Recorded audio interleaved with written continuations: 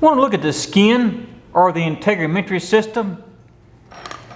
So there are 3 layers of the skin. We have the epidermis right here, and we have the dermis right here, which is deeper to the epidermis, and then we have the subcutaneous layer right here.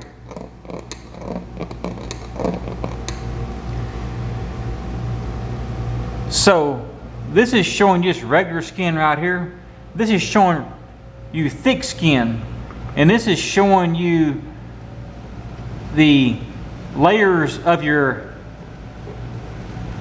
epidermis in more detail. So thick skin is going to be in the plantar as well as the palm. So the region that the probe is pointing to right here is the stratum corneum. Stratum corneum. This little thin layer right here that the probe is pointing to, that is the stratum lucidum, which is only present in thick skin. Now the stratum corneum is going to be up to 40 layers thick. And then you have the stratum granulosum, which is this area right here. And then you have the spinosum, and this little section right here that the probe is going over, that's the stem cell layer, the stratum basale. So I'll go through those again.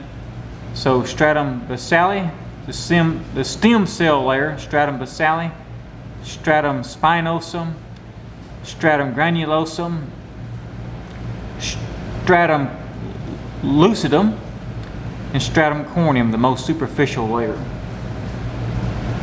And we have the dermis again. So this is the dermis right here. Let me back up. Not going back. Okay, right here. So this is the dermis here. And we have the subcutaneous layer right here again.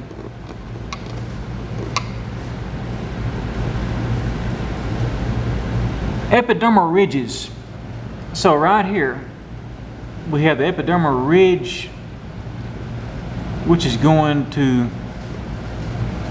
be really the stratum basale, the epidermal ridge, which fits into the region of the dermis called the dermal papillae. So they fit in together. And I've already talked about adipose tissue. No, I haven't. So this is adipose tissue right here. Adipose tissue is a very good insulator. We see these right here. These are blood vessels here, here. All these blood vessels here, here, here, here. So all these are blood vessels. And we can see that the adipose tissue is going to insulate the blood vessels. And let's see what's next. Apocrine gland. Apocrine gland is right here, or apocrine gland. And this is only present in the armpit as well as the groin area, responsible for body odor.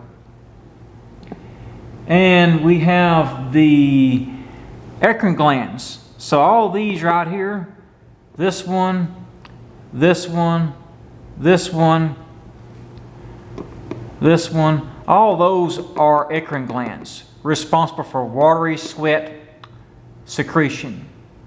For watery sweat secretion. This is the apocrine gland, remember, only present armpit or axillary region and the pubic region, groin region. We have the sebaceous gland right here. So here's the sebaceous gland here. Here's the sebaceous gland here. Sebaceous glands are only associated with the hair follicle. So here's a hair follicle right here. And here we have hair. So the hair is going to come out the hair follicle. So here's the hair follicle right here. Here's the sebaceous gland here, which secretes sebum. Here is a muscle, a smooth muscle called an erector pili muscle, as we see here, erector pili muscle. And when you get scared, this muscle is going to contract and cause goosebumps.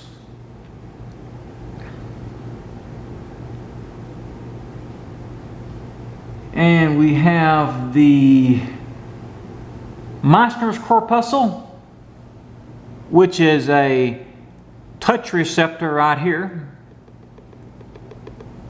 Here, here, here, and here. And here we have nerve fibers running down, appears to be. And right here is a pressure receptor called the Pacinian corpuscle.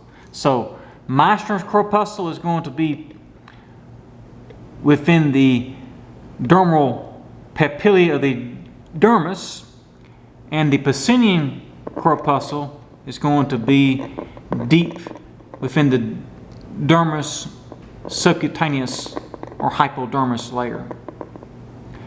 Subcutaneous layer is also called the hypodermis.